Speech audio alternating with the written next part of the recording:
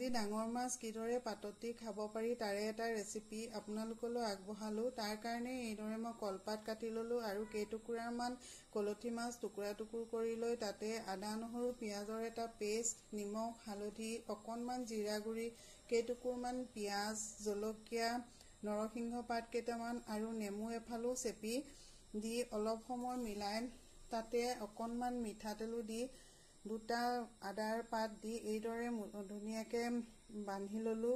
মুটুকাই পেলাই বান্ধি লৈ এতিয়া মই গেছতে টেৱাখন বহাই দিছোঁ আৰু টেৱাখনত এইটো দি পেলাই চৰিয়া এটাৰে ধুনীয়াকৈ ঢাকি দিম। আপোনালোকে জুইটো বনাব পাৰে, মই যেনিবা গেছতে বনাইছোঁ। এতিয়া 15 মিনিটৰ পিছত মই এইটো আকৌ এবাৰ উল্টাই দিছোঁ আৰু যেতিয়া পাতখন ওপৰটো পূৰা জ্বলি যাব তেতিয়া গম পাব যে মাছখিনি হৈ গ'ল।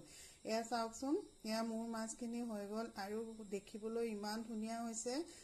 আৰু এইদৰে আপোনালোকেও বনাই পেলাই খাই চাবচোন, বহুত ধুনীয়া লাগে। এই স্বাস্থ্যৰ কাৰণেও ভাল। আজিলৈ ইমানেই আছিলে। বাই।